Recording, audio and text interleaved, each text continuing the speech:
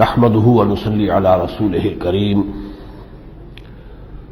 اما بعد فاعوذ بالله من الشيطان الرجيم بسم الله الرحمن الرحيم يا ايها الذين آمنوا اتقوا الله حق تقاته ولا تموتن الا وانتم مسلمون واعتصموا بحبل الله جميعا ولا تفرقوا واذكروا نعمة الله عليكم إذ كنتم أعداء فألف بين قلوبكم فأصبحتم بنعمته إخوانا وكنتم على شفا حفرة من النار فأنقذكم منها كذلك يبين الله لكم آياته لعلكم تهتدون ولتكن منكم أمة يدعون إلى الخير ويأمرون بالمعروف وينهون عن المنكر وَأُولَئِكَ هُمُ الْمُفْلِحُونَ صدق اللہ العظیم رب اشرح لي صدری ويسر لي امری واحلل عقدۃ من لسانی یفقہوا قولی۔ اللہ کے فضل و کرم سے پچھلے گھنٹے میں ہمارے لیے برکت ہو گئی اور ہم نے نہ صرف سورہ بقرہ کے آخری 2 رکوع بلکہ سورہ آل عمران کا بھی پورا نصف اول جو ہے وہ پڑھ لیا۔ اب یہ سورہ آل عمران کا نصف آخر یا نصف ثانی شروع ہو رہا ہے، جس میں کہ خطاب کا رخ ہے امت مسلمہ کی طرف، اور جو 3 ابتدائی آیات ہیں یہاں اب 11ویں رکوع کی، یہ اپنی جامعیت کے اعتبار سے ہم پلہ ہے ان 5 آیات کے جو 19ویں رکوع کے شروع میں آئی تھی سورہ بقرہ کے۔ یا ایھا الذین آمنوا استعینوا بالصبر والصلاۃ ان اللہ مع الصابرین ولا تقولوا لمن یقتل فی سبیل اللہ اموات۔ وہ آیات ذہن میں رکھیے کہ اہل ایمان سے خطاب کا آغاز ہوا تو وہ بڑی جامع ہدایات انہیں دی گئی۔ بالکل اسی طرح یہ 3 آیات جو ہیں اب جو اس سورہ مبارکہ میں آ رہی ہیں نہایت پروفاؤنڈ ہیں، ان میں ایک پورا لائحہ عمل موجود ہے امت مسلمہ کے لیے۔ 3 نکات ہیں 3 آیات میں بیان ہوئے۔ پہلا نکتہ یا ایھا الذین آمنوا اتقوا اللہ حق تقاتہ ولا تموتن الا وانتم مسلمون۔ اہل ایمان اللہ کا تقوی اختیار کرو جتنا کہ اس کے تقوی کا حق ہے، اور دیکھنا ہرگز مت مرنا مگر فرما برداری کی حالت میں۔ پہلی بات یہ کہ افراد تیار ہو، افراد میں تقوی ہو، فرما برداری ہو، حلال اور حرام کی جو ہے تمیز موجود ہو، حلال پر اکتفا کر رہے ہو، حرام سے اجتناب کر رہے ہو، فرائض کا وہ ادا کر رہے۔ جب تک یہ نہیں ہوگا تو قومیں جو ہے وہ کیسے بہتر ہو جائیں گی؟ انفرادی اصلاح سب سے پہلے، جیسے کہ کوئی فصیل ہو تو اینٹوں کو پہلے مضبوط آپ بنائیں تو پھر تبھی اس سے فصیل جو ہوگی وہ مضبوط ہوگی۔ اینٹیں کچی ہیں تو چاہے بہترین مسالہ لگا دیجئے، اس میں سیمنٹ لگا دیجئے، کچھ اور لگا دیجئے، فصیل تو کچی رہے گی۔ تو پہلے افراد کی تیاری ہے، تقوی، اور مت مرنا مگر حالت فرما برداری میں، اور چونکہ معلوم نہیں موت کب آ جائے تو طے کر لو کہ کوئی لمحہ نافرمانی میں نہیں گزارنا، مبادا اسی لمحے موت آ جائے۔ وہ موت جو ہے وہ حالت فرما برداری کی موت تو نہیں ہوگی۔ شراب پی ہوئی ہے، اسی کے نشے کی حالت میں جان نکل گئی تو یہ موت کون سی موت ہوئی؟ یہ تو نافرمانی کی حالت کی موت ہوئی۔ اب دوسرا مرحلہ ہے، جب یہ اینٹیں تیار ہو گئیں، افراد تیار ہو گئے، اب انہیں جمع کرنا ہے۔ وَاعْتَصِمُوا بِحَبْلِ اللَّهِ جَمِيعًا وَلَا تَفَرَّقُوا۔ اللہ کی رسی کو مضبوطی سے تھام لو اور تفرقے میں نہ پڑو۔ یہ جمعیت، اجتماعیت، جماعت کی شکل میں ہو جاؤ، نظم و ضبط والی جماعت۔ اب یہاں جو نوٹ کیجئے، پچھلا جو رکوع تھا جو ہم پڑھ چکے ہیں اس میں آیا تھا وَمَن يَعْتَصِم بِاللَّهِ فَقَدْ هُدِيَ إِلَىٰ صِرَاطٍ مُسْتَقِيمٍ۔ جو اللہ سے چمٹ گیا اس میں تو اس کی ہدایت ہو گئی سیدھے راستے کی طرف۔ سوال پیدا ہو سکتا تھا اللہ سے کیسے چمٹے؟ اللہ تو ایک وہ کوئی مادی حقیقت تو نہیں ہے کہ جس سے چمٹ جایا جائے۔ یہاں اب اس کو کھول دیا وَاعْتَصِمُوا بِحَبْلِ اللَّهِ جَمِيعًا، اللہ کی رسی سے چمٹ جاؤ، مضبوطی سے تھام لو اللہ کی رسی۔ اور اللہ کی رسی کیا ہے اس کی وضاحت محمد رسول اللہ نے کی صلی اللہ علیہ وسلم۔ متعدد احادیث ہیں، حضرت علی سے مروی ہے کہ یہ ہے حبل اللہ المتین، یہ قرآن جو ہے یہ ہے اللہ کی مضبوط رسی۔ عبداللہ ابن مسعود سے القرآن حبل اللہ المتین، یہ اللہ کی رسی ہے جو بڑی مضبوط ہے، من السماء الی الارض، آسمان اور زمین کے درمیان تنی ہوئی ہے۔ اور بھی احادیث ہے۔ تو قرآن کے ساتھ جڑ جانا، تمسک بالقرآن، یہ گویا کہ مسلمانوں کی اجتماعیت کا ذریعہ بنے گا۔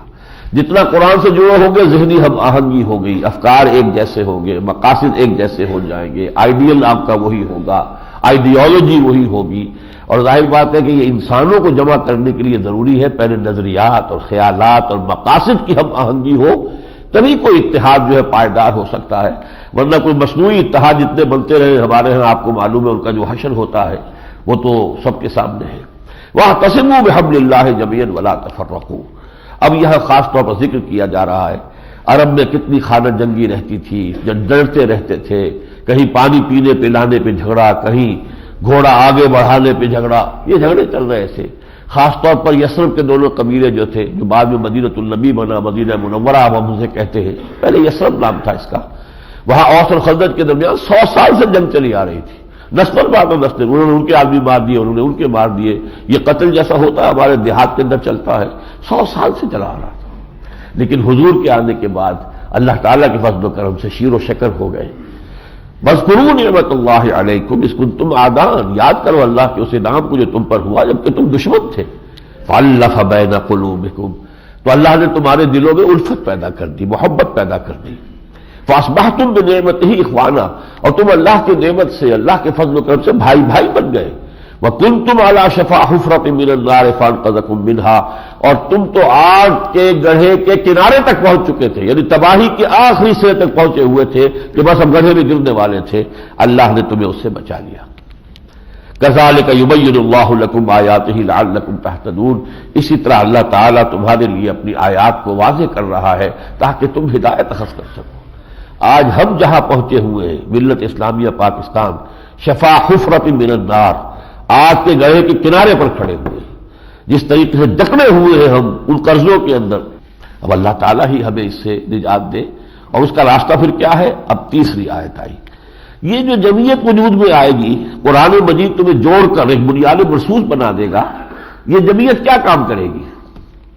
وَلْتَكُن مِّنكُمْ أُمَّةٌ يَدْعُونَ إِلَى الْخَيْرِ وَيَأْمُرُونَ بِالْمَعْرُوفِ وَيَنْهَوْنَ عَنِ الْمُنكَرِ وَأُولَٰئِكَ هُمُ الْمُفْلِحُونَ۔ اب ان کے سامنے تین کام ہوں گے، تم سے ایک ایسی امت وجود میں آ جانی چاہیے جو صرف تین کام کرے۔ پہلا کام یدعون الی الخیر، خیر کی طرف پکارتے رہو، دعوت دیتے رہو، بھلائی کی طرف بلاتے رہو، اور سب سے بڑا خیر یہ خود قرآن ہے۔ سورہ یونس میں ہم پڑھیں گے ہوا خیر مما یجمعون، یہ قرآن ان تمام نعمتوں و دولتوں سے بڑھ کر قیمتی شے ہے جو دنیا میں لوگ جمع کرتے ہیں۔ تو اس خیر قرآن کی طرف دعوت دو، دعوت رجوع الی القرآن۔ وَيَأْمُرُونَ بِالْمَعْرُوفِ، نیکی کا حکم دو، وَيَنْهَوْنَ عَنِ الْمُنكَرِ، اور بدی سے روکو۔ یہ تین کام کرنے ہیں، دعوت الی الخیر، امر بالمعروف، نہی عن المنکر، وَأُولَٰئِكَ هُمُ الْمُفْلِحُونَ۔ فلاح پانے والے صرف یہی لوگ ہوں گے۔ نام کے مسلمان ہیں، مسلمانوں کے گھر میں پیدا ہو گئے، امت مسلمہ میں ہے، امت محمد میں، ان کے لیے فلاح نہیں ہے جب تک کہ یہ کام نہیں کر رہے ہو۔ یہ کلام اللہ ہے، یہ شاعری نہیں ہے۔ اولئک هم المفلحون، یہ حسر کا اس میں فلاح صرف ان کے لیے ہے، اس کے بغیر فلاح کی امید رکھنا تلک امانیہم، یہ ہماری خواہشات ہیں جن کو ہم نے عقیدوں کی شکل دے دی ہے۔ قل ہاتوا برہانکم ان کنتم صادقین۔ اس کے بعد یہ اگلے رکوع میں پھر جو آیت آئی ہے بڑے بھرپور انداز میں اسی مضمون کی مزید وضاحت کرتے ہوئے، کنتم خیر امۃ اخرجت للناس، اب گویا اللہ سند دے رہا ہے، اے مسلمانوں اب تم اس امت کی شکل اختیار کر چکے ہو جسے لوگوں کے لیے نکالا گیا ہے۔ جیسے اللہ نبی بھیجتا تھا لوگوں کی ہدایت کے لیے، رسول بھیجتا تھا، اب تم کوالیفائی کر رہے ہو، تم اس مقام پر پہنچ گئے ہو کہ تمہیں بحیثیت مجموعی رسالت کا فریضہ سونپا جا رہا ہے۔ اب نبی کوئی نہیں آئے گا، شخص رسول کوئی نہیں آئے گا، لیکن اس قرآن کی رسالت، اس کو پہنچانا، اس کا پھیلانا، دعوت الی الخیر، امر بالمعروف نہی عن المنکر، یہ کام تمہیں کرنا ہے پوری نوع انسانی کے لیے۔ کنتم خیر امۃ اخرجت للناس، غور کیجئے، دنیا کی دوسری قومیں اپنے لیے جیتی ہیں، اپنے لیے کوشش کرتی ہیں ہماری بہبود ہو جائے، ہماری عزت ہو، ہمارا اقتدار ہو، ہماری قوت ہو، یہ لیکن مسلمان اس لیے ہم تو جیتے ہیں کہ دنیا میں تیرا نام رہے، کہیں ممکن ہے کہ ساقی نہ رہے جام رہے. ہمارا تو یہ جام ہے، جام ہدایت ہے قرآن مجید ہمارے ہاتھ میں. ہماری زندگیوں کا مقصد یہ ہے کہ اس جام کو لے کر گردش کریں پوری نوع انسانی میں، اور یہ جام ہدایت جو ہے اس سے نوع انسانی کو سیراب کریں. کنتم خیر امۃ اخرجت للناس تأمرون بالمعروف وتنہون عن المنکر وتؤمنون باللہ. تمہارا کام تو ہے کہ نیکی کا حکم دو، بدی سے روکو، اور اللہ پر ایمان پختہ رکھو. اللہم وفقنا لہذا، اے اللہ ہمیں اس کی توفیق عطا فرما. اللہم ربنا اجعلنا منہم، اے اللہ ہمیں ایسی ہی جماعت بننے کی توفیق عطا فرما. اس آیت کو رکھیے سورہ بقرہ کی اس آیت کے پیرلل. وَكَذَلِكَ جَعَلْنَاكُمْ أُمَّةً وَسَطًا لِتَكُونُوا شُهَدَاءَ عَلَى النَّاسِ وَيَكُونَ الرَّسُولُ عَلَيْكُمْ شَهِيدًا. اسی طرح ہم نے تمہیں درمیانی امت بنا دیا ہے کہ ہمارے رسول گواہ ہو جائے تم پر، اور تم گواہی دو پوری نوع انسانی پر، جس کی وضاحت میں کل کر چکا ہوں. اب یہاں پر وہی مضمون دوسرے انداز میں تمہیں برپا کیا گیا ہے، نکالا گیا ہے نوع انسانی کے لیے، ان کی بھلائی کے لیے، ان کی خیر خواہی کے لیے، ان کی آخرت کو بنانے کے لیے. تمہارا کام تو یہ ہے کہ تم خیر کی دعوت دو اور نیکی کا حکم دو اور بدی سے روکو.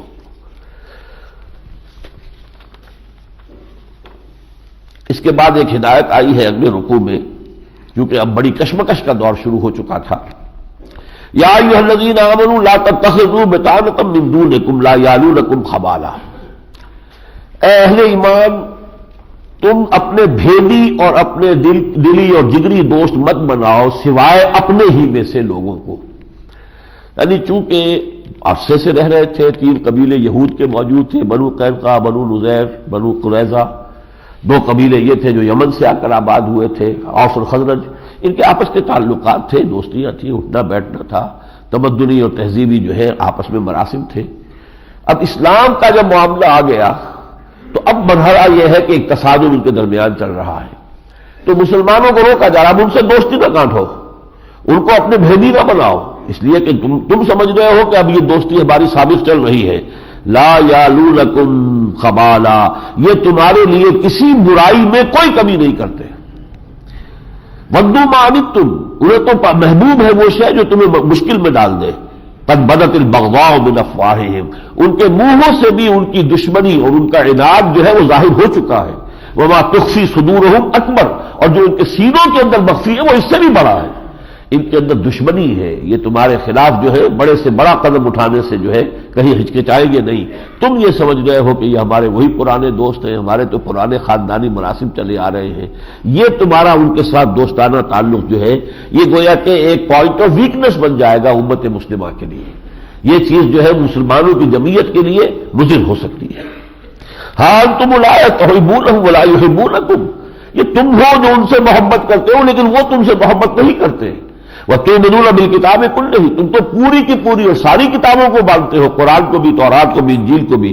وَإِذَا لَقُوكُمْ قَالُوا آمَنَّا، اور ان لوگوں کا حال یہ ہے جب تم سے ملاقات ہوتی ہے تو کہتے ہیں سب بھی ایمان رکھتے ہیں. وَإِذَا خَلَوْا عَضُّوا عَلَيْكُمُ الْأَنَامِلَ مِنَ الْغَيْظِ، اور جب وہ اپنی خلوت میں ہوتے ہیں تو تمہارے اوپر غیظ و غضب کی وجہ سے اپنی انگلیاں کاٹتے ہیں. قُلْ مُوتُوا بِغَیظِکُم، میں نبی کہہ دیجئے مرو اپنے اسی غیظ کے اندر، جل مرو اپنی اسی غیظ و غضب اور حسد کی آگ میں. ان اللہ علیم بذات الصدور، اللہ تعالیٰ واقف ہے جو کچھ کے لوگوں کے سینوں کے اندر ہے. ان تمسسکم حسنۃ تسؤہم، اگر اے مسلمانوں تمہیں کوئی خیر پہنچ جاتا ہے، کوئی کامیابی حاصل ہو جاتی ہے، بھلائی پہنچتی ہے، انہیں بہت بری لگتی ہے، کھلتی ہے.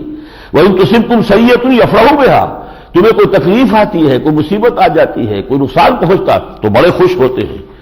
ان تصبروا وتتقوا، لیکن یہ کہ یہ کشمکش تو چلے گی اگر تم نے صبر کی روش اختیار کی اور تقوی پر کاربند رہے. لا یضرکم کیدہم شیئا، ان کی ساری چالیں، کانسپریسیز، ان کی سازشیں جو ہے تمہارا کچھ نقصان نہیں کر سکیں گی. ان اللہ بما یعملون محیط، یقیناً جو کچھ وہ کر رہے ہیں اللہ ان کا احاطہ کیے ہوئے. اللہ سے تو نہیں نکل سکتے، اللہ نے انہیں گھیرے میں لیا ہوا ہے. ان کی ساری چالیں، ساری تدبیریں بالآخر تو اللہ تعالیٰ کے احاطے کے اندر ہے. یہ 2 رکوع جو تھے، اس میں 10 رکوع جو ہے نصف ثانی کے، ان میں سے یہ 2 رکوع تھے جن میں مسلمانوں سے خطاب ہوا، بنیادی ہدایات دی گئیں اس کشاکش کے ضمن میں کہ جو شروع ہو چکی ہے، اور یہ کہ مسلمانوں کا بنیادی رول کیا ہے، بحیثیت امت مسلمہ تمہارے کرنے کا اصل کام کیا ہے. اب آ رہے ہیں 6 رکوع 60 آیات مکمل، یہ غزوہ احد کے بیان میں ہے. اور یہ سمجھ لیجئے کہ غزوہ احد جو ہے سن 3 ہجری میں پیش آیا، شوال کے مہینے میں۔ میں یہ عرض کر چکا ہوں کہ اگرچہ رمضان سن 2 میں غزوہ بدر ہو چکا ہے، اس وقت اس کے تاریخی پس منظر کو ذہن میں رکھیے، 1 سال 1 مہینے پہلے غزوہ بدر ہو چکا، اس کا ذکر آئے گا آگے چل کر قرآن میں، وہ سورہ انفال میں ہے۔ یہ ترتیب مصحف اس طور سے ہے، وہ زمانی ترتیب کے اعتبار سے ترتیب نہیں ہے۔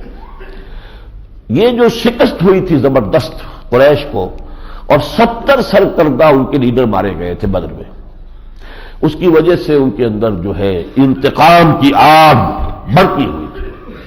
آخر عرب تھے، ان کی اپنی ایک روایات تھی، انہوں نے چارپائیوں پر سونا چھوڑ دیا، کوئی چیزیں اچھی غذا استعمال کرنی چھوڑ دی، وہ سوگ کے عالم میں رہے ہیں کہ جب تک انتقام نہیں لے لیں گے اس وقت تک جو ہے اب زندگی کے کسی عیش سے ہم بہرہ اندوز نہیں ہوں گے۔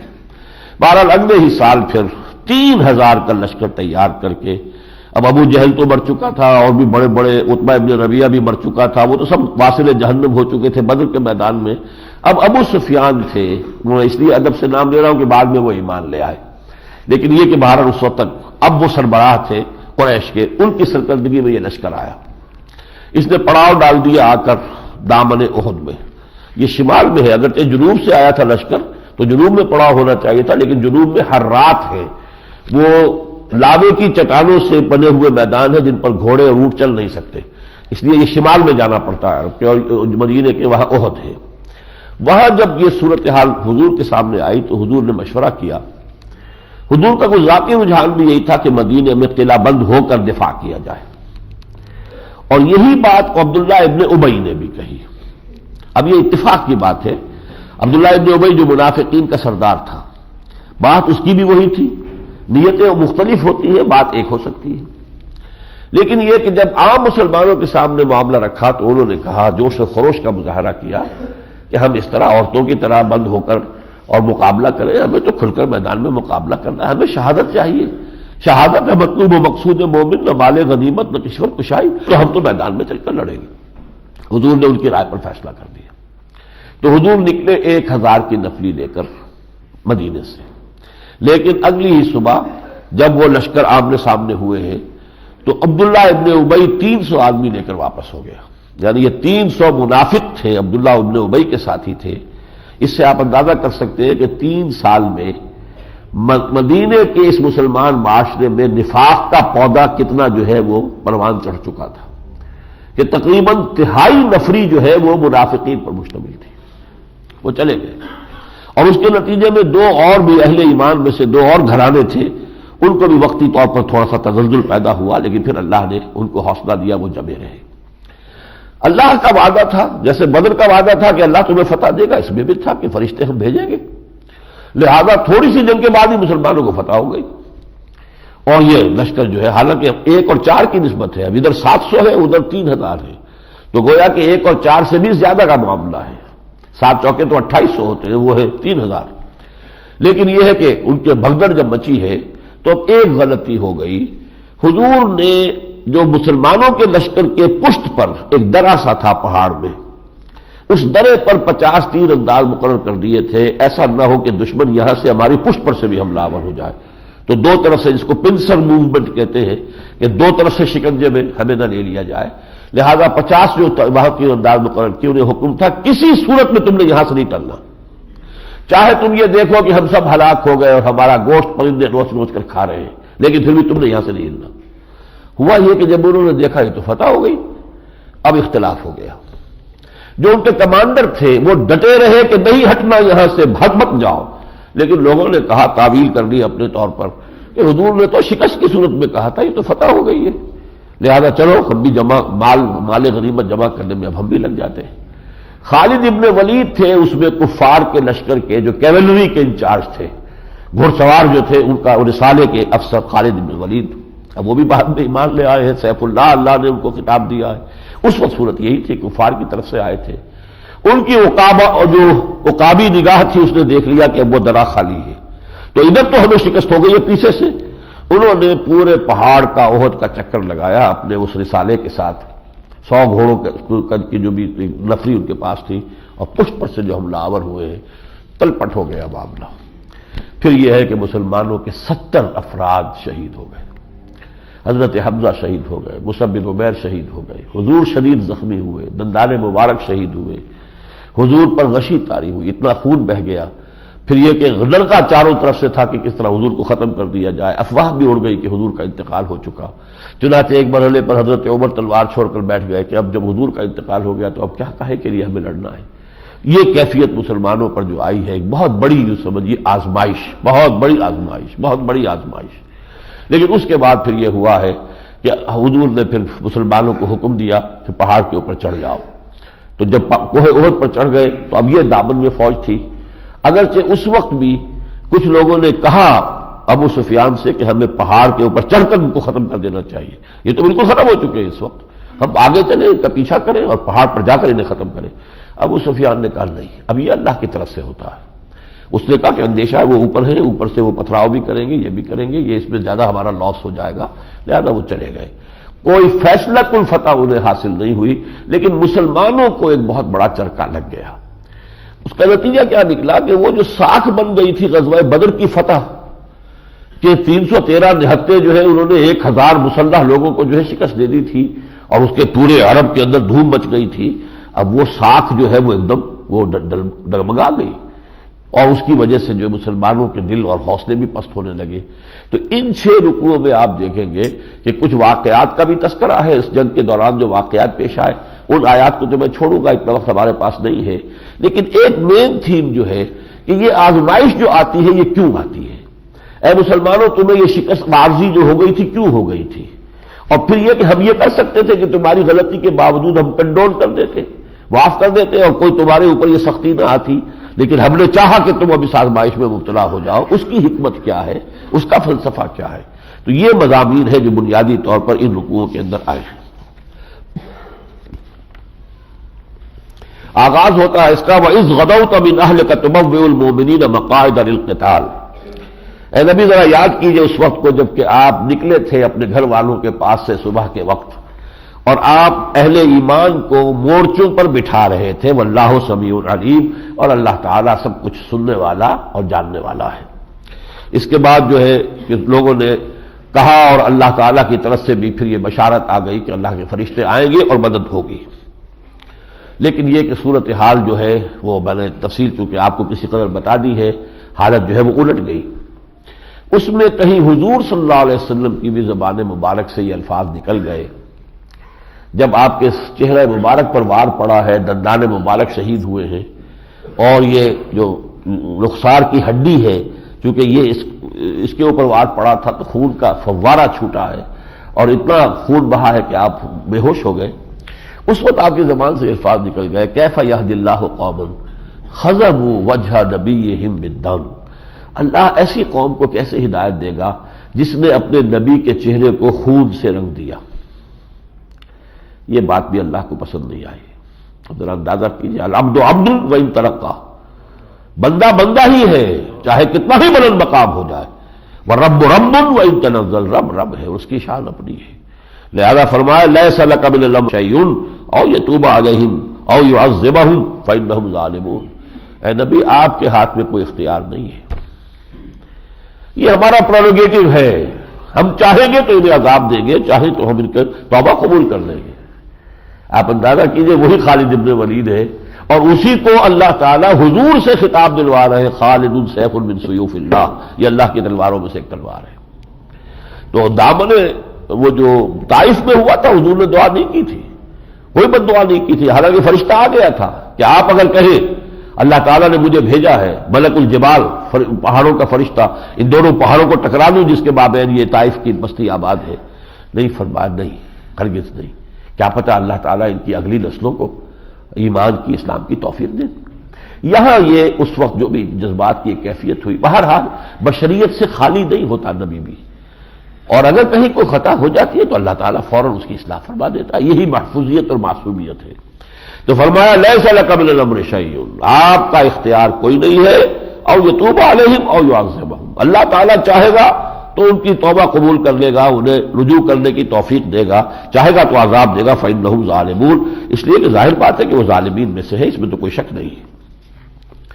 اب وہ جو پسماندگی مسلمانوں پر طاری ہو گئی تھی، حوصلے پست ہوئے، بہت بڑا چرکا لگا تھا. آپ سمجھیے چھوٹی سی بستی مدینے کی، اس میں سے 70 افراد جو ہے وہ شہید ہو گئے. گھر گھر کوہرام مچا ہوا ہے اور عورتیں ماتم کر رہی ہیں. خود حضور کو جو صدمہ پہنچا اس کا تھوڑا سا اندازہ آپ اس سے کیجئے. حضرت حمزہ کی لاش جب سامنے لائی گئی ہے کہ ناک کٹی ہوئی ہے، کان کٹے ہوئے ہیں، پیٹ چاک کر کے کلیجہ چبایا ہوا ہے. اب حمزہ کون ہے؟ چچا بھی ہے، ساتھ کھیلے بھائی اور دودھ شریک بھائی بھی ہیں، خالہ زاد بھائی بھی ہیں، ساتھ کھیلے ہوئے ہمجولی بھی ہیں، اور ان کی لاش اس حالت میں آئی ہے.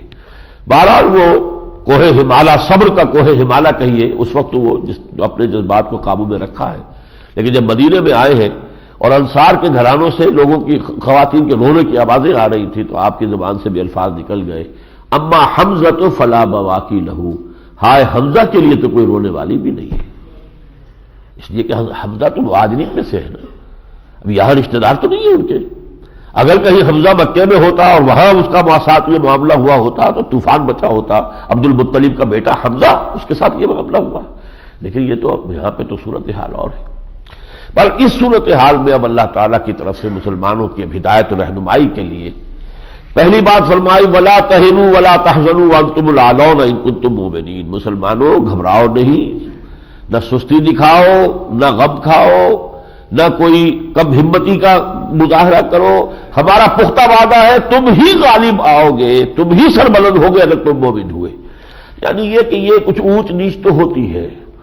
تلک الایام نداولها بین الناس، بالآخر غلبہ تمہیں حاصل ہوگا، فتح تمہیں حاصل ہوگی. یہ ہمارا تم سے پختہ وعدہ ہے.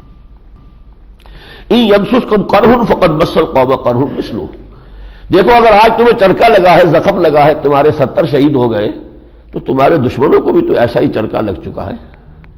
کیا ان کے 70 نہیں مارے گئے تھے بدر میں؟ لیکن انہوں نے تو جو ہے کم ہمتی کا ثبوت نہیں دیا، وہ تو دوبارہ کمر کس کے اور 3000 کا لشکر لے کر آ گئے. تو تم جو ہے اگر اپنا دل تھوڑا کر رہے ہو تو یہ تو معاملہ تمہارے لیے صحیح طرز عمل نہیں ہے. وَتِلْكَ الْأَيَّامُ نُدَاوِلُهَا بَيْنَ النَّاسِ. یہ دن ہے کہ جن کو ہم ذرا لوگوں کے مابین الٹ پھیر کرتے رہتے ہیں. اونچ نیچ جو ہے وہ کچھ ہم کرتے ہیں، اس میں بھی ہماری حکمت ہے. وَلِيَعْلَمَ اللَّهُ الَّذِينَ آمَنُوا، تاکہ اللہ جانچ لے، پرکھ لے، دیکھ لے کون واقعی مومن ہے. آخر پتہ چل گیا نا کہ 300 منافق تھے. کیسے پتہ چلتا؟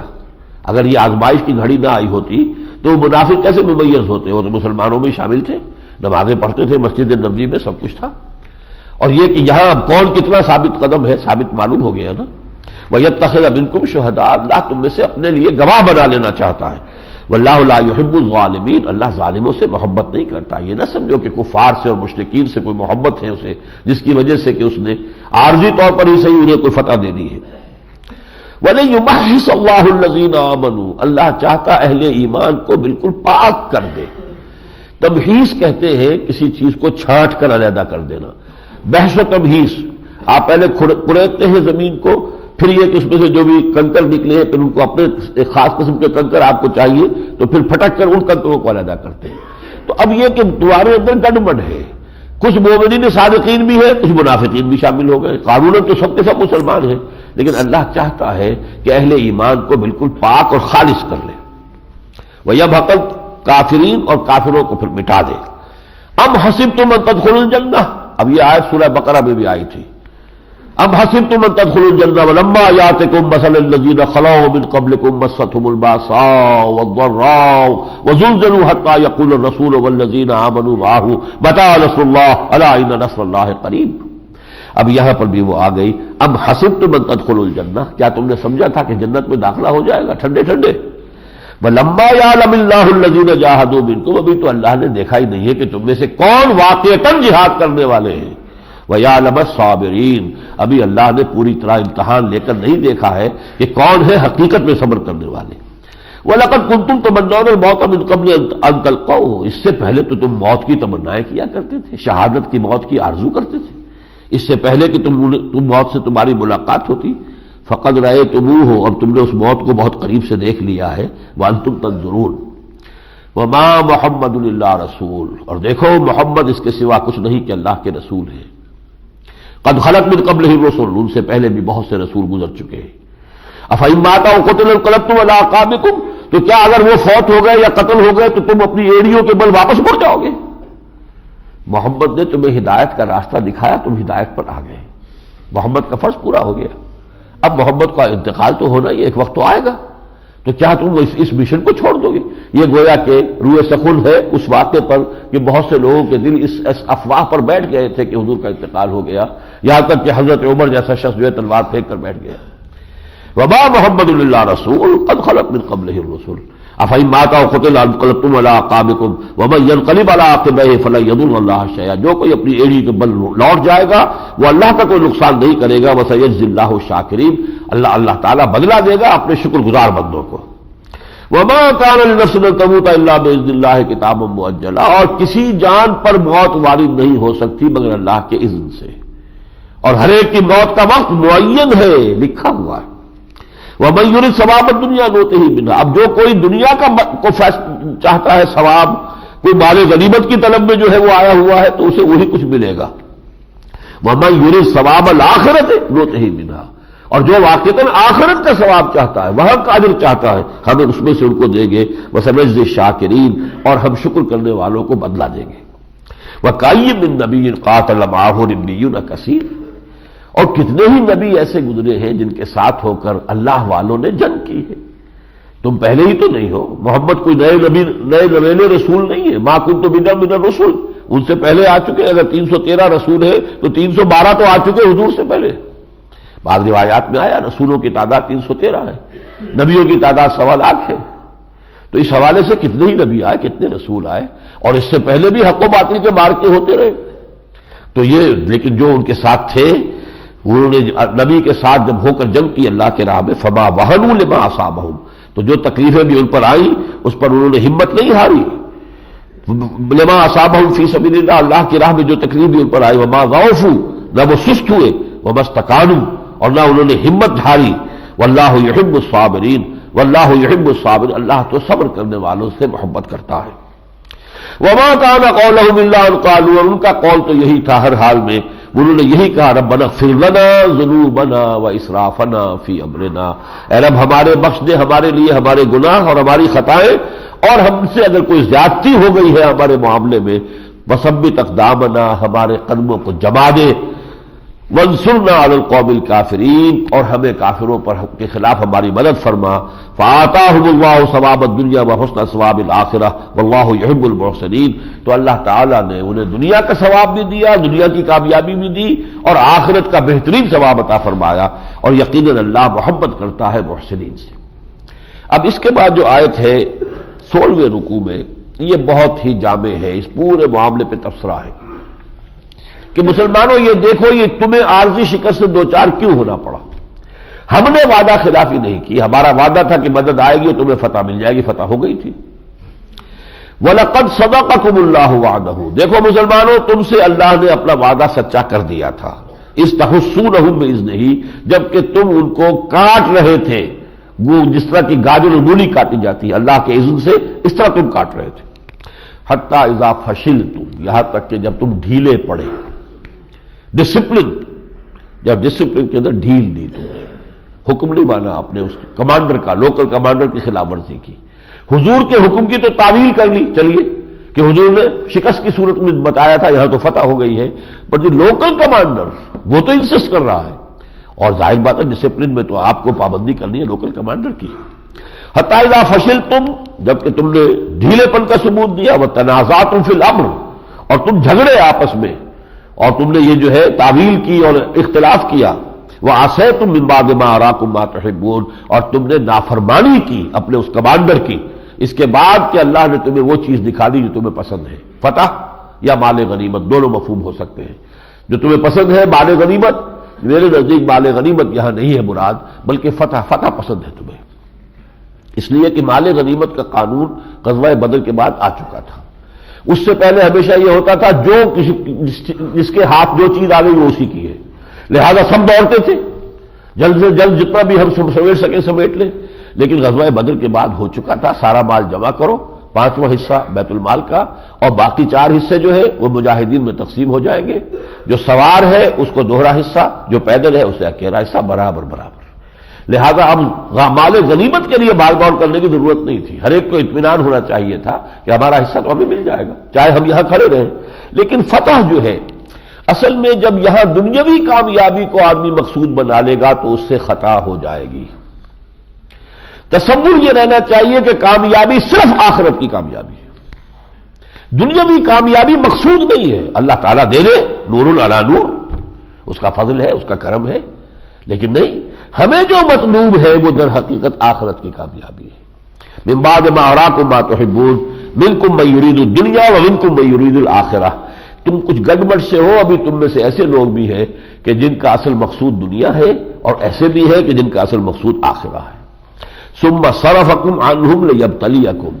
ہم یہ کر سکتے تھے کہ اس کے باوجود کنڈول کر دیتے تمہاری اس غلطی کو، اس کے باوجود تمہیں کوئی غضب نہ پہنچنے دیتے، لیکن نہیں، ہم نے خود تمہارا رخ موڑ دیا ان کی طرف سے تاکہ تمہاری آزمائش کرے. لیبتلیکم، تاکہ تمہیں ابتلا میں ڈالے، تاکہ اس امتحان میں سے تم گزرو.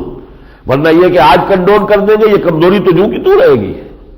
آج تمہیں سبق مل رہا ہے کہ نظم کی اگر تم نے خلاف ورزی کی ہے تو یہ نتیجہ نکلا ہے، تو آئندہ جو ہے تم اپنے نظم کو، ڈسپلن کو، سم و طاعت کے نظام کو مضبوط رکھو گے. تو یہ تمہاری تربیت کا کے لیے لازمی تھا کہ یہ چرکا تمہیں لگتا. وَلَقَدْ عَفَا عَنْكُمْ، جو خطا تم سے ہوئی اللہ معاف کر چکا ہے. وَاللَّهُ ذُو فَضْلٍ عَلَى الْمُؤْمِنِينَ، اور اللہ تعالیٰ جو ہے اہل ایمان پر بہت بڑا فضل کرنے والا ہے. یہی بات آگے چل کر کہی جا رہی ہے. وَلِيَبْتَلِيَ اللَّهُ مَا فِي صُدُورِكُمْ، اللہ چاہتا ہے کہ تمہارے سینوں میں جو کچھ ہے اس کو جانچ لے. کتنا ایمان ہے، کتنا کھوٹ ہے، کتنا زر خالص ہے، کتنا ایمان ہے، کتنا نفاق ہے، کتنی دنیا کی محبت ہے، کتنی آخرت کی محبت ہے، کتنی اپنے رشتہ داروں اور دوستوں کی محبت ہے، کتنی اللہ اور اس کے رسول اور اہل ایمان کی محبت ہے. اللہ جو ہے ان آزمائشوں کی بھٹیوں میں سے گزار کر اور تمہارا جو ہے پوری طریقے سے حساب لے لینا چاہتا ہے. وَلِيُمَحِّصَ مَا فِي قُلُوبِكُمْ، اور جو کچھ تمہارے دلوں میں ہے اسے پاک کر لینا چاہتا ہے. وَاللَّهُ عَلِيمٌ بِذَاتِ الصُّدُورِ، اور یقیناً اللہ تعالیٰ تمہارے سینوں میں جو کچھ ہے اس سے واقف ہے، لیکن ظاہر کر دینا چاہتا ہے، سب کو معلوم ہو جائے کہ کون کیا ہے، ہو از ہو، یہ معلوم ہو جانا چاہیے. 17ویں رکوع میں اب حضور کی دو شانوں کا بیان آیا ہے بہت ہی عمدگی کے ساتھ، کہ اور اس میں شان عمارت جو ہے یوں سمجھیے، کیونکہ حضور اللہ کے رسول بھی تھے، لیکن اس وقت سپہ سالار بھی تو حضور ہی تھے نا. مکے میں حاکم کون تھے؟ حضور تھے صلی اللہ علیہ وسلم. قاضی القضات کون تھے؟ حضور تھے صلی اللہ علیہ وسلم. امام کون تھے؟ خطیب کون تھے؟ محمد رسول اللہ صلی اللہ علیہ وسلم. تو یہاں جو عمارت کا منصب ہے جو حضور کو حاصل تھا، مسلمانوں کی عمارت، ایک امیر میں کیا صفات ہونے چاہیے؟ اس لیے کہ یہ کام تو آگے بھی ہونا ہے، اللہ کے دین کے لیے جہاد ہونے ہیں، اللہ کے دین کے لیے جماعتیں بنیں گی، تو انہیں دیکھنا چاہیے کہ امیر کے اندر کیا اوصاف ہونے چاہیے. وہ حضور کا وہ نقشہ بیان کیا جا رہا ہے جو ہمارے لیے ہمیشہ کے لیے رہنمائی بن جائے گا. فَبِمَا رَحْمَةٍ مِّنَ اللَّهِ لِنتَ لَهُمْ، تو اے نبی یہ بڑی اللہ کی رحمت کا معاملہ ہے کہ آپ ان کے حق میں بہت نرم ہیں. وَلَوْ كُنْتَ فَظًّا غَلِيظَ الْقَلْبِ، اور اگر ہوتے آپ تند خو اور سخت دل، لَانفَضُّوا مِنْ حَوْلِكَ، یہ سب چھٹ جاتے آپ کے ارد گرد سے چلے جاتے چھوڑ کر. وہ جو اقبال نے کہا ہے، کوئی کارواں سے ٹوٹا کوئی بدگماں حرم سے، کہ امیر کارواں میں نہیں خوئے دل نوازی. یہ خوئے دل نوازی جو ہے کسی بھی سربراہ کے لیے، اپنے ساتھیوں کے لیے، کہ ان کو یہ احساس دلائے کہ ہم ان کے ساتھی ہیں، ہمیں بھی یہ اہمیت دیتے ہیں، ہم سے بھی رائے پوچھتے ہیں، ہماری بات کو بھی توجہ سے سنتے ہیں. جب تک یہ کیفیت نہیں ہوگی، فَبِمَا رَحْمَةٍ مِّنَ اللَّهِ لِنتَ لَهُمْ وَلَوْ كُنْتَ فَظًّا غَلِيظَ الْقَلْبِ لَانفَضُّوا مِنْ حَوْلِكَ فَاعْفُ عَنْهُمْ، تو ان کی خطاؤں سے درگزر کرتے رہا کیجیے. وَاسْتَغْفِرْ لَهُمْ، اور نہ صرف خود درگزر فرمائیں، اللہ سے استغفار کرتے رہا کیجیے ان کے لیے. اے اللہ ان کو بخش دے، ان سے خطا ہو گئی، غلطی ہو گئی، اے اللہ ان کو معاف فرما دے.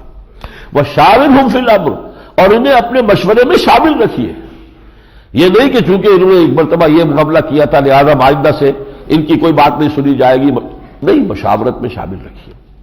اس لیے کہ اس سے ایک سینس آف بلانگنگ پیدا ہوتی ہے کہ ہماری بات بھی سنی جاتی ہے، ٹھیک ہے، ہمیں بھی بات کہنے کا موقع ہے. یہ دستور زباں بندی ہے کیسا تیری محفل میں، یہاں تو بات کرنے کو ترستی ہے زباں میری، نہیں، موقع ہونا چاہیے، رفقا کو اپنی بات کہنے کا بھرپور موقع دیا جائے. فَإِذَا عَزَمْتَ، لیکن مشورے کے بعد جب آپ فیصلہ کر لیں، اور یہاں عظمتا ہے، واحد کی ضمیر ہے، جب آپ فیصلہ کر لیں، کوئی گنتی سے نہیں ہوگا کہ 1500 آدمی جمع ہے تو چونکہ یہاں پہ 800 کی رائے یہ ہے تو لہذا یہ فیصلہ ہو گیا، 700 کی رائے جو ہے وہ رد کر دی، نہیں۔ یہاں یہ کہ آخری فیصلہ امیر کے ہاتھ میں ہے، مشورہ کھلا ہو، بات ہو پوری۔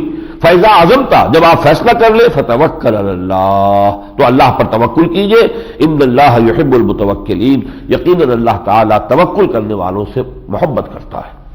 ان ینصرکم اللہ فلا غالب لکم، اے مسلمانوں اگر اللہ تمہاری مدد کرے گا تو کوئی تم پر غالب نہیں آ سکتا۔ وَإِن یخذلکم، اور اگر خدا نہ خواستہ اللہ ہی تمہارا ساتھ چھوڑ دے، فَمَنْ ذَا الَّذِي يَنصُرُكُم مِّن بَعْدِهِ، پھر کون ہے جو تمہاری مدد کر سکے گا اس کے بعد۔ وَعَلَى اللَّهِ فَلْيَتَوَكَّلِ الْمُؤْمِنُونَ، اور اللہ ہی پر توکل کرنا چاہیے اہل ایمان کو۔ ایک شان تو یہ ہے بحیثیت امیر کے، ایک شان کیا ہے، حضور کا بنیادی عمل کیا تھا، آپ نے اپنے ساتھیوں کی تربیت کس عمل سے کی ہے، کس طور سے کی ہے، ٹریننگ پروگرام کیا تھا۔ لَقَدْ مَنَّ اللَّهُ عَلَى الْمُؤْمِنِينَ إِذْ بَعَثَ فِيهِمْ رَسُولًا مِّنْ أَنفُسِهِمْ، اللہ نے بڑا احسان کیا اہل ایمان پر کہ اٹھایا انہی میں سے ایک رسول جو انہی میں سے ہے۔ ہم بشر ہیں، حضور بھی بشر تھے، اور ان کے نصیب کیا کہنے، جو قرشی تھے، قریش تھے، اور انہی میں سے حضور تھے، جو بنو ہاشم تھے اور ان میں سے حضور تھے، لیکن تھے انہی میں سے۔ فرمایا انہی میں سے ایک رسول، کوئی فرشتہ آ جاتا، وہ ہم سے کوئی بات کہتا تو ہم کہتے میاں تم تو فرشتے ہو، تمہیں تو کوئی ضرورت زندگی کی ہے نہیں، نہ تو کوئی خواہشات ہے، تو تم جو چاہو نیکی کے کام کرتے چلے جاؤ، ہمارے ساتھ تو 100 دن اندر لگے ہوئے۔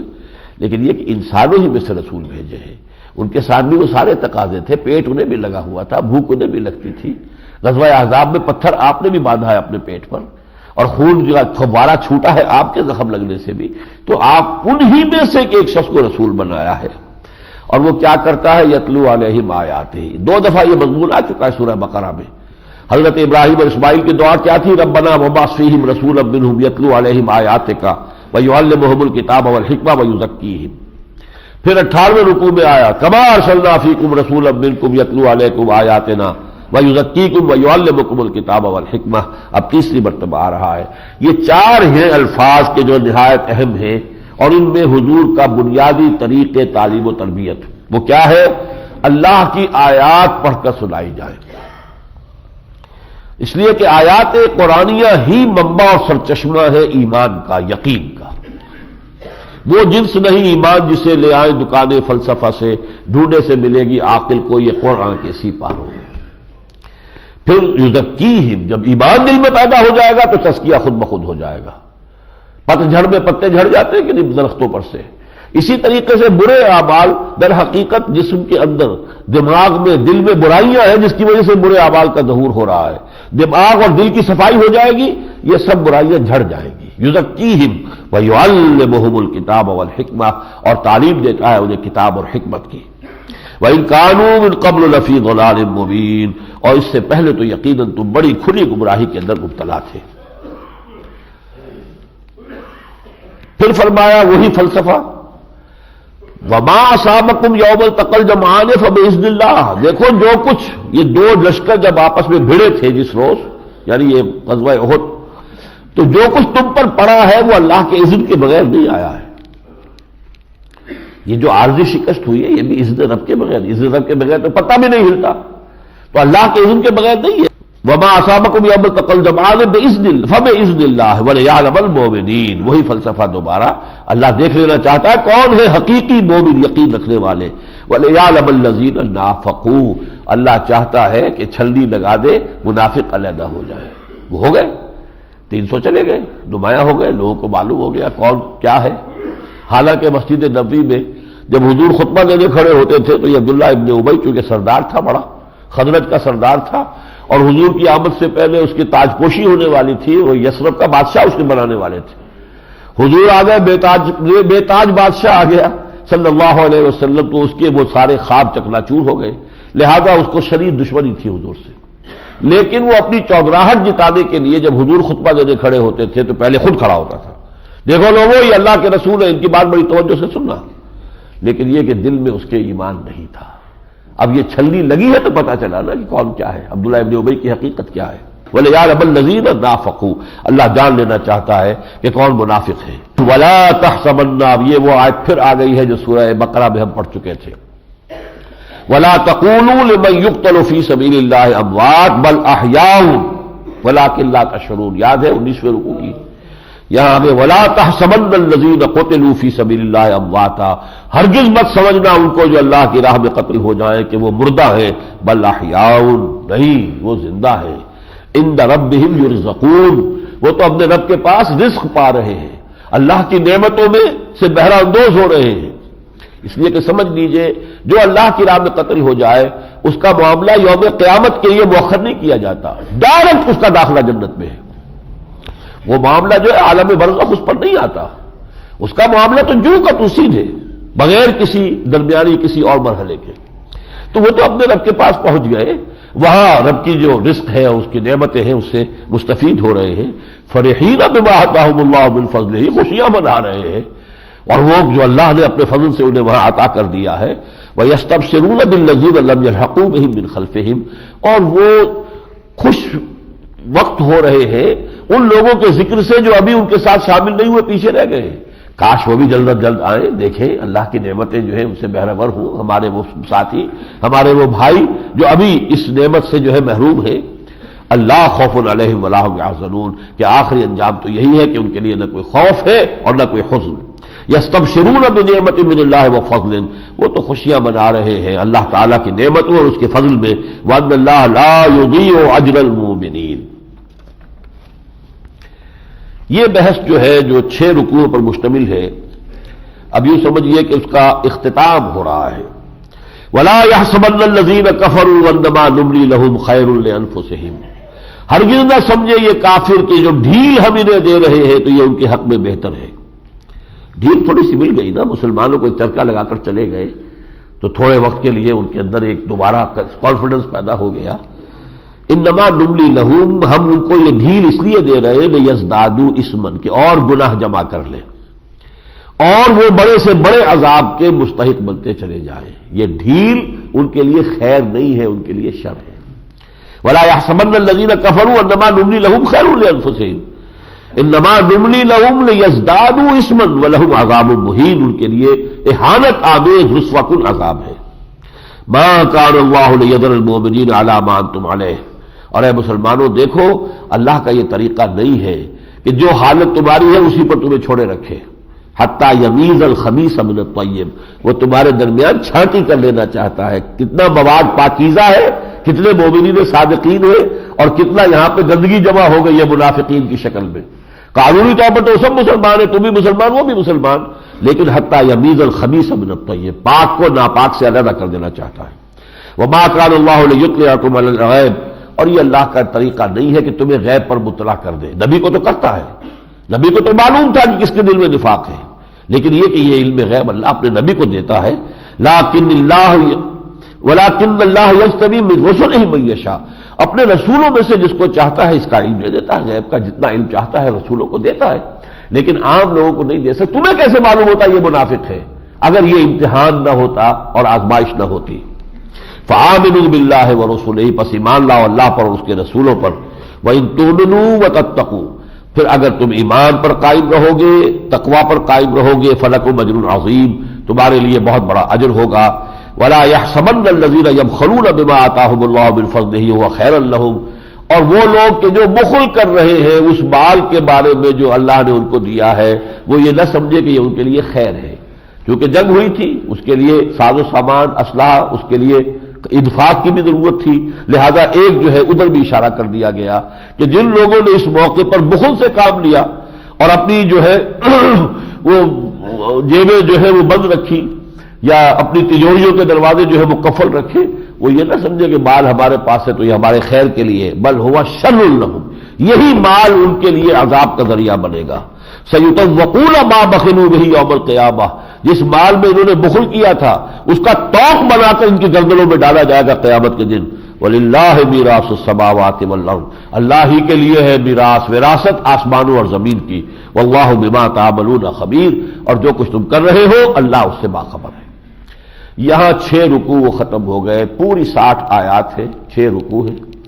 یہ غزوہ احد، اس کے کچھ حالات و واقعات کا بھی بیان ہوا، اس پر تبصرہ بھی ہوا، لیکن اہم ترین لڑی جو ہے اس میں وہ میں نے آپ کے سامنے پوری طریقے سے نمایاں کر دی ہے کہ اللہ تعالیٰ کی حکمت بالغہ یہ ہے کہ امتحان آئیں، آزمائشیں آئیں، تاکہ دودھ کا دودھ، پانی کا پانی جدا ہو جائے، حتیٰ یمیز الخبیث من الطیب، ورنہ آئندہ اس سے بڑے بڑے مراحل آنے والے ہیں۔ اگر اسی طرح کچے پکے مل کر تم آگے جو ہے چلتے رہے تو پھر آگے اس سے بڑی ناکامیوں سے سابقہ پیش آ سکتا ہے۔ پھر تمہیں اپنی کوتاہی کا بھی احساس ہو جائے کہ نظم کی خلاف ورزی کر کے وہ جو فتح تھی اس کو تم نے شکست میں بدلوا لیا۔ ہمیں الزام نہیں دے سکتے، ہم نے تو اپنا وعدہ سچا کر دیا تھا۔ اب آخری دو رکوع جو ہے سورہ مبارکہ کے، ان میں سے پہلا جو ہے یعنی 19واں رکوع، اس میں کچھ باتیں اہل کتاب کا روح سخن ہے، کچھ مسلمانوں سے ہے، کچھ منافقین سے ہے۔ اہل کتاب کا تو یہ کہ انہوں نے یہ کہا لقد سمع اللہ قول الذین قالوا ان اللہ فقیر ونحن اغنیاء، اور ان میں منافق بھی شامل ہیں۔ اللہ نے سن لی ہے بات ان کی جنہوں نے کہا تھا اللہ فقیر ہے ہم غنی ہے، اللہ مانگتا ہے ہم سے دو، اللہ کے راہ میں دو، تو وہ فقیر ہوا، ہم سے مانگ رہا ہم غنی ہوئے۔ لہذا اللہ نے فرمایا سنکتب ما قالوا، ہم لکھ لیں گے جو کچھ یہ کہہ رہے ہیں۔ اس میں بڑا غضب ہے کہ پھر جو اس کی پاداش ان کو بھگتنی پڑے گی اپنے اس قول کی اچھی طرح جان لیں۔ اسی طرح ایک یہود کی طرف سے یہ مطالبہ بھی تھا کہ ہم سے تو اللہ نے وعدہ کیا تھا کہ کسی نبی اور رسول کو نہ ماننا جب تک کہ وہ ایسی قربانی پیش نہ کرے کہ آگ اوپر سے اتر کر اس قربانی کو کھا جائے۔ یہ پرانے زمانے میں ایسا ہوتا بھی تھا بالفعل، لیکن یہ کہ اس کا جواب دیا گیا کہ تمہارے پاس اس سے پہلے رسول آتے رہے جنہوں نے یہ ایسی نشانیاں بھی دکھائی، تم نے ان کا انکار کیوں کیا؟ در حقیقت تو تمہاری نیتوں کے اندر فساد ہے، لیکن اب اللہ تعالیٰ کا تو پختہ فیصلہ یہ سورہ انعام میں ہمارے سامنے آئے گا کہ ایسا حصی معجزہ ہم کوئی نہیں دکھائیں گے، بس ہمارا معجزہ یہ قرآن ہے، جسے حق کو پہچاننا ہو، سمجھنا ہو، اس قرآن سے سمجھے، نہیں تو دفع ہو۔ اللہ کو تمہاری ضرورت نہیں ہے، تمہیں اللہ کی ضرورت ہے۔ فرمایا کل نفس ذائقۃ الموت وانما توفون اجورکم یوم القیامہ، مرنا تو ہر ایک کو ہے، ہر جان کو موت کا مزہ چکھنا ہے، اور جو بھی تمہاری اجر ہے، ثواب ہے، بدلے ہیں، اجرتیں ہیں، تمہارے عمل کے جو حاصل ہے وہ بھرپور دے دیے جائیں گے تمہیں دنیا میں جو قیامت کے دن۔ اور یہاں پھر وہ اب آیت آ گئی ہے جو سورہ بقرہ کی تھی وَلَنَبْلُوَنَّكُمْ بِشَيْءٍ مِّنَ الْخَوْفِ وَالْجُوعِ وَنَقْصٍ مِّنَ الْأَمْوَالِ وَالْأَنفُسِ وَالثَّمَرَاتِ، یہاں ذرا یہ مجہول کے صیغے میں آئی لَتُبْلَوُنَّ فِي أَمْوَالِكُمْ وَأَنفُسِكُمْ، اے مسلمانوں تمہیں لازماً آزمایا جائے گا تمہارے مالوں میں بھی اور جانوں میں بھی، جانی نقصان بھی تمہیں ہوگا، تمہیں آزمائش آئے گی، مالی نقصان بھی ہوں گے۔ وَلَتَسْمَعُنَّ مِنَ الَّذِينَ أُوتُوا الْكِتَابَ وَمِن قَبْلِكُمْ وَمِنَ الَّذِينَ أَشْرَكُوا أَذًى كَثِيرًا، اور تمہیں لازماً سننی پڑے گی اہل کتاب سے بھی اور مشرکین سے بھی بڑی ہی تکلیف دہ باتیں سننی پڑے گی۔ وَإِن تَصْبِرُوا وَتَتَّقُوا فَإِنَّ ذَلِكَ مِنْ عَزْمِ الْأُمُورِ، اور اگر تم صبر کا معاملہ کرو اور تقویٰ کے روش پر جمے رہو تو یقیناً یہ بڑے ہمت کے کاموں میں سے ہے۔ اب آخری رکوع جو ہے سورہ مبارکہ کا، اس کی جو عظمت ہے، اس کا جو خاص نقش میرے قلب پر قائم ہے، میں الفاظ میں ادا نہیں کر سکتا۔ اس کے نصف میں ایمان کا سنتھیسس بیان ہوا ہے، وہ جو میں نے کل اور پرسوں بھی یہ الفاظ استعمال کیے، عقل سلیم اور فطرت سلیمہ درجہ بدرجہ خود بخود پہنچتی ہے بعض حقائق تک۔ پہلا درجہ کیا ہے؟ ان فی خلق السماوات والارض واختلاف اللیل والنہار لآیات لأولی الالباب، یقیناً آسمان اور زمین کی تخلیق میں اور رات اور دن کے الٹ پھیر میں نشانیاں ہیں ہوش مند لوگوں کے لیے۔ ان چیزوں کو دیکھ، آیت الآیات ہم سورہ بقرہ میں پڑھ چکے ہیں، اس میں کتنے فینومینا آف دی نیچر کو نشانیاں قرار دیا گیا۔ اچھا اللہ کو پہچان لیا کہ کوئی خالق ہے، کوئی مالک ہے، کوئی مصور ہے جس نے یہ ساری تصویر کھینچی ہوئی ہے۔ اب دوسرا مرحلہ غور کرو، الذین یذکرون اللہ قیاما وقعودا وعلی جنوبہم ویتفکرون فی خلق السماوات والارض، جو اللہ کو یاد رکھتے ہیں کھڑے ہوئے بھی، بیٹھے ہوئے بھی، لیٹے ہوئے بھی، اور تفکر کرتے ہیں آسمان اور زمین کی تخلیق میں۔ یہ ہے ذکر اور فکر کا امتزاج، ذکر بھی ہے اور فکر بھی ہے۔ بدقسمتی سے ہمارے یہاں یہ ہو گیا کچھ لوگ ذکر ہی میں لگے ہوئے فکر سے خالی، اور کچھ وہ فکر ہے مفکر بنے پھرتے ہیں اور ذکر کی لذت سے آشنا نہیں۔ حالانکہ یہ گاڑی کے دو پہیے، ذکر و فکر، اختلاط ذکر و فکر، فقر قرآن اختلاط ذکر و فکر، یہ علامہ اقبال کا مصرع ہے۔ قرآن مجید کا سلوک کیا ہے؟ اختلاط ذکر و فکر، ذکر بھی ہے فکر بھی ہے۔ جب وہ فکر کرتے ہیں تو اس نتیجے پر پہنچتے ہیں ربنا ما خلقت ھذا باطلا، پروردگار تو نے یہ ساری کائنات بے مقصد تو پیدا نہیں کی، یہاں گھاس کا تنکا بھی نہیں ہے جس کا کوئی مقصد نہ ہو، پرپز لیس کوئی شے نہیں ہے۔ تو انسانی زندگی کا مقصد پھر کیا ہے؟ انسان میں جو خیر اور شر کی تمیز رکھی ہے اس کا پرپز کیا ہے؟ دنیا میں تو ہم دیکھ رہے ہیں کہ خیر کا نتیجہ الٹا نکلتا ہے، شر کا نتیجہ الٹا نکلتا ہے۔ عیاش عیش کر رہے ہیں وہ کہ جو بدماشیاں کر رہے ہیں اور خیانتیں کر رہے ہیں اور غبن کر رہے ہیں، ان کے عیش ہے، اور جو بیچارہ جو ہے وہ دیانت کے ساتھ کام کر رہا ہے اسے سوکھی روٹی بمشکل مل رہی ہے۔ تو گویا کہ ایک زندگی اور ہونی چاہیے، یہ زندگی اس اعتبار سے نامکمل ہے، اس میں گندم از گندم برویت جو سے جو کا معاملہ نہیں ہو رہا، لہذا ایک اور زندگی حیات اخروی ہونی چاہیے کہ جس میں ان کا بھرپور بدلہ مل جائے۔ ربنا ما خلقت ھذا باطلا سبحانک فقنا عذاب النار، تو پاک ہے اس سے کہ بیکار کسی شے کو پیدا کرے، تو پاک ہے اس سے، بس ہمیں آگ کے عذاب سے بچائیو۔ ربنا انک من تدخل النار فقد اخزیتہ، اے رب ہمارے جسے بھی تو آگ میں ڈال دے گا اسے تو نے رسوا کر دیا، وما للظالمین من انصار، اور ظالموں کا کوئی مددگار نہیں ہوگا۔ اب تیسرا ایمان آتا ہے، جو لوگ یہاں تک خود پہنچ گئے، جب کسی نبی کی آواز ان کے کان میں آتی ہے انہیں ایسے محسوس ہوتا ہے جیسے ان کے اپنے دل کی پکار ہے، ان کے لیے کوئی اجنبی بات تو نہیں، یہاں تک تو خود پہنچے ہوئے۔ ربنا اننا سمعنا منادیا ینادی للایمان ان آمنوا بربکم فآمنا، پروردگار ہم نے پکارنے والے کی پکار کو سنا کہ وہ ایمان کی ندا لگا رہا ہے کہ اپنے رب پر ایمان لاؤ، بس ہم ایمان لے آئے۔ ربنا فاغفر لنا ذنوبنا، تو اے رب ہمارے گناہوں کو بخش دے، وکفر عنا سیئاتنا، اور جو بھی ہمارے کردار اور دامن اخلاق میں کوئی دھبے ہیں داغ ہیں ان کو دھو دے، وتوفنا مع الابرار، ہمارا انجام کیجو نیک بندوں کے ساتھ، ربنا وآتنا ما وعدتنا علی رسولک، اور اے رب ہمیں وہ سب کچھ دیجو جس کا تو نے ہم سے وعدہ کیا اپنے رسولوں کے ذریعے سے، جنت کا وعدہ کیا ہے، نعمتوں کا وعدہ کیا ہے، ولا تخزنا یوم القیامہ، قیامت کے دن ہمیں رسوا نہ کیجو، انک لا تخلف المیعاد، یقیناً تو اپنے وعدے کی خلاف ورزی کرنے والا نہیں ہے، ہمیں اندیشہ ہے تو یہ کہ ہم اس وعدوں کا مصداق بن سکیں گے کہ نہیں بن سکیں گے۔ اس کے بعد کی ایک آیت جو ہے کہ جو یہ لوگ اس طور سے ایمان لاتے ہیں، جو اولو الالباب ہیں، ہوش مند ہیں، غور و فکر کر کے شعوری طور پر ایمان لاتے ہیں، پھر ان کی زندگی کا نقشہ کیا ہوتا ہے؟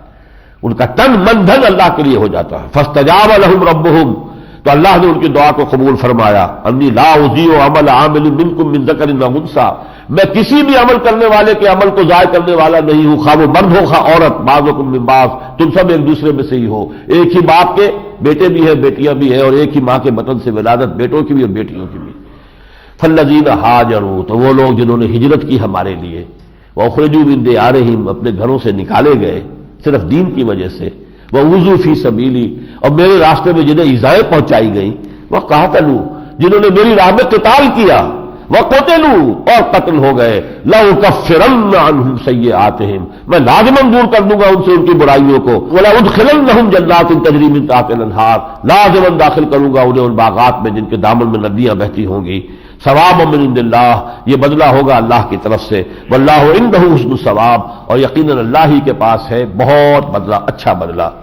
آخری آیت بڑی جامع، یا ایھا الذین آمنوا اصبروا وصابروا ورابطوا واتقوا اللہ لعلکم تفلحون، اہل ایمان صبر کا مظاہرہ کرو، صبر میں اپنے دشمنوں کو شکست دو، وہ بھی تو صبر کر رہے ہیں، انہوں نے بھی زک اٹھائی اور پھر آ گئے دوبارہ لڑنے کے لیے، تمہارا صبر ان سے بڑھ کر ہونا چاہیے، ورابطوا، مربوط رہو، جڑے رہو، جمع رہو، جمعیت ہو تمہاری، واتقوا اللہ، اور اللہ کا تقوی اختیار کیے رکھو، لعلکم تفلحون، تاکہ تم فلاح پاؤ۔ بارک اللہ لی ولکم فی القرآن العظیم، ونفعنی وإیاکم بالآیات والذکر الحکیم۔